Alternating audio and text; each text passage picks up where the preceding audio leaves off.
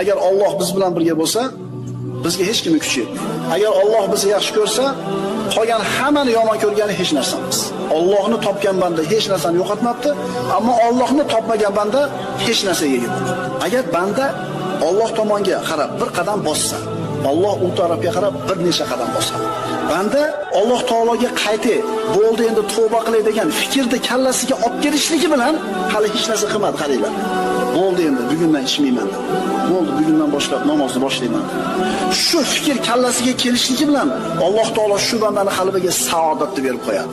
Shu etapdan o'tganmiz ko'pchiligimiz. Bo'ldi. Ertadan namoz boshlayman deganingizni bilasizmi, qanaqa maza qilgansiz? Eslangda, bo'ldi. Sigaretni tashladim bugundan boshlab dedingiz. O'sha momentni eslangda. Bo'ldi. Ertadan bomdodga chiqib namozni boshlayman deyishiga bilasizmi, qanaqa xotirjam bo'ladi qalb. Demak, Alloh tomonidan ijobat, Alloh taolo tomonidan javob nima bo'lar ekan? Juda ham tez